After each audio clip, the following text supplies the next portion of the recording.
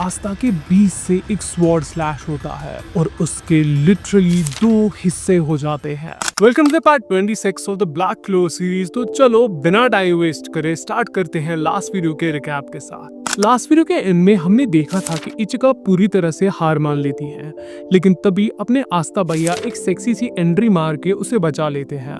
अब आगे कहानी कंटिन्यू करते हैं विद चैप्टर 348 जिसका टाइटल है डिटरमिन्ड। चैप्टर की स्टार्टिंग में हम देखते हैं कि लिली आस्था को देख के शॉक हो जाती है और यहाँ से आस्था अभी भी इचिका के बाप की उस फिजिकल मैनिफेस्टेशन के साथ लड़ रहा है। लिबा आस्था से कहता है कि ये एक ट्रांसफॉर्मेशन स्पेल है जो इचिका को इसके किसी रिलेटिव का एक इल्यूजन दिखा रहा है। एंड आस्था कहता है हाँ मैंने पहले ही फिगर आउट कर लिया था, अदरवाइज ऐसा हो ही नहीं सकता कि कोई अपोनेंट एक फेयर फाइट में इचिका को ऐसे कॉर्नर कर पाए। वो पैलेडन आस्था से कहता है कि इंसान कमजोर होते हैं और तुम्हारी स्किल्स के होते हुए भी अंत में तुम भी तो एक इंसान ही हो।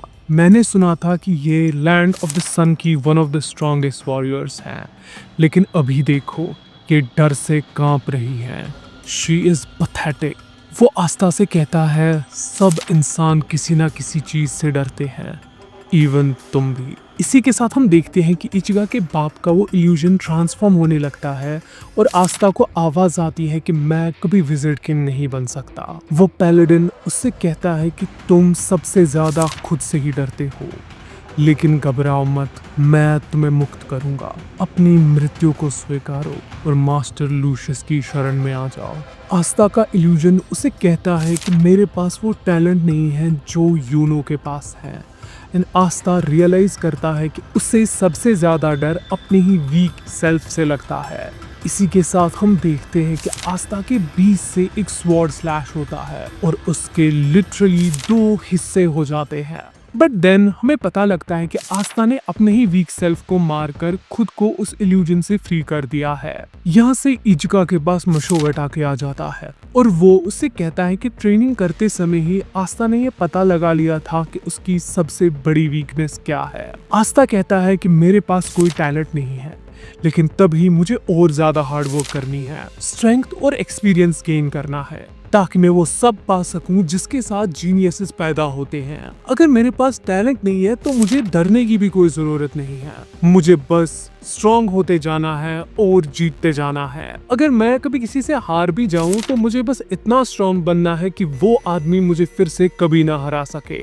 एंड मैं बिल्कुल वैसा ही विज़र्ड किंग बनना चाहता हूँ। Be determined to be the strongest.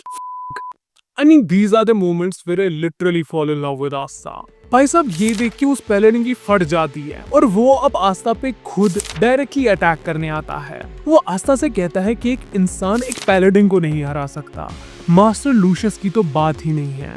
और आस्था बस क्वाइटली फोकस करता है। आस्था कहता है कि मैंने रियूजन 7 के साथ ट्रेन किया और अब मैं इसके सारे मूव्स क्लियरली देख सकता हूँ। वो पैलेडिन आस्था से कहता है कि अगर इस अटैक ने तुम्हें हिट किया तो तुम यहीं पे मरने वाले हो। बट अपने आस्था भैया उस पैलेडिन को लिटरली एक ही स्ट्राइक में एंड कर देते हैं। इचिका कहती है कि इसने पैलेडिन का मैजिक चेंज किया। वेट, नहीं, इसने इस पैलेडिन की सारी पावर्स ही छीन ली। मुशोगटाकी इचिका से कहता है ये इडियट चीजों को बस ओवरथिंक कर रहा था, फर्क नहीं पड़ता कि इसके अपोनेंट का मैजिक कितना स्ट्रॉन्ग है। एंटी मैजिक जेटिन की वजह से अपोनेंट के पास इसे हराने का कोई चांस नहीं है। It is the ultimate counter strike. Aastha lily से कहता है sister I'll save you now। And यही पे चैप्टर एंड हो जाता है।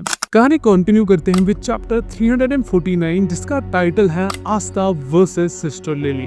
हम उस दूसरे पैलेडिन को देखते हैं और वो मशोगटाके से कहता है कि मैंने सोचा नहीं था कि तुम मुझसे फाइट करने आओगे। एंड मशोगटाके लाइक मेरे पास कोई दूसरा ऑप्शन नहीं था क्योंकि मैं आस्था और उसकी क्रश के बीच तो नहीं आ सकता। और इसी के साथ कहानी आस्था और सिस्टर लिली पे शिफ्ट हो जाती है। सिस्टर लिली आस्था से पूछती है कि तुम क्यों जिंदा हो, जिसके आंसर में आस्था उसे कहता है कि मुझे यहाँ के लोगों ने बचाया, लेकिन एक्चुअली आप ही ने मुझे जानबूझ के यहाँ भेजा था। लिली उससे कहती है आई एम सॉरी, लेकिन मैं बस तुम्हें मारना चाहती थी। और आस्था उसे कहता है कि मैं जानता हूँ इवन अगर आपको कोई कंट्रोल भी कर ले तब भी आप मुझे नहीं मार सकती।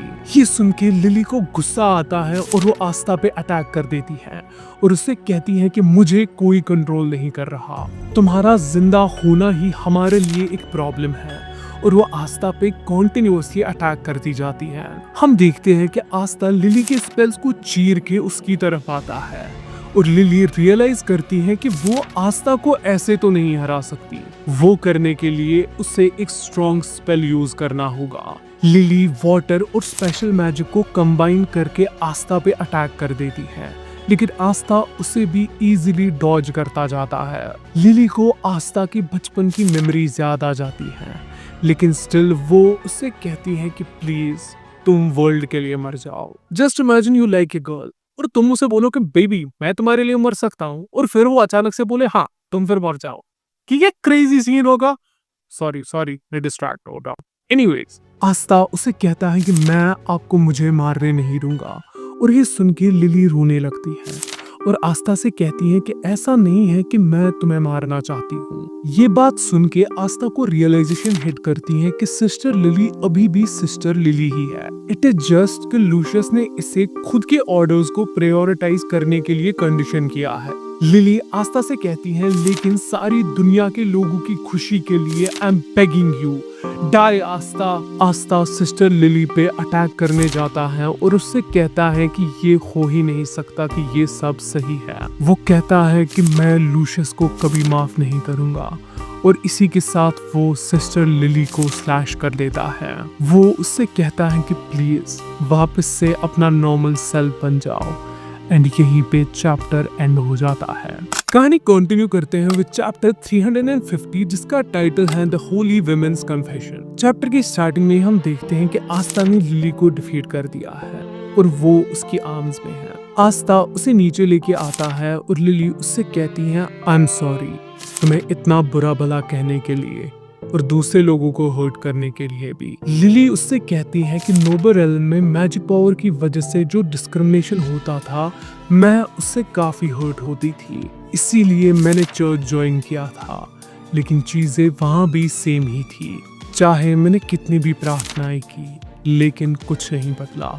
तभी मैं फॉरसेकर रेल्म में आई ताकि मैं सच में दूसरे लोगों की हेल्प कर सकूं। इसी के साथ वहां पे रियू आ जाता है और वो लिली से कहता है कि तुमने आस्था को बचाया और ये अब पहले से भी ज्यादा स्ट्रांग है। इस बार तुम ट्राई करो उस इंसान पे रिलाई करने की जिसे तुमने बचाया। लिली आस्था से कहती है कि लूशियस जजमेंट डे की तैयारी कर रहा है, जिसमें अब सिर्फ 3 दिन बाकी है। वो तीनों ज़ोग्रेटिस सिबलिंग्स का मैजिक अपने सोल मैजिक के साथ मिला रहा है, जिससे उसे फिनोमिनल पावर मिल जाएगी। वो आस्था से कहती हैं कि लूशियस लोगों की माइंड्स और बॉडी को चेंज कर सकता है, नए लोगों को बिना किसी प्रॉब्लम के बना सकता है।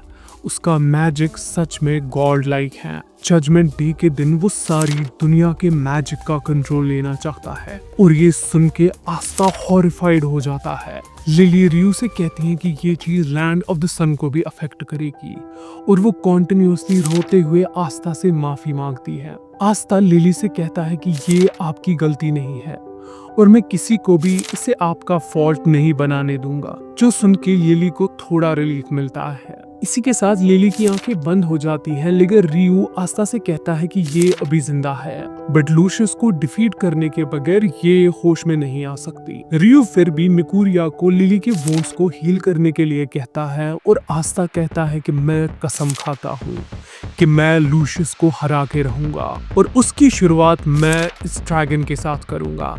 एंड यही पे चैप्टर एंड हो जाता है। अगर इस वीडियो पे 77 कमेंट्स आ गए तो इस सीरीज के next week 2 episodes back to back drop होंगे। तो कमेंट्स में मुझे जरूर बताना कि तुम्हें ये वीडियो कैसा लगा। And that's for today guys, I will see you in the next one. Till then stay cultured, bye bye, sayonara.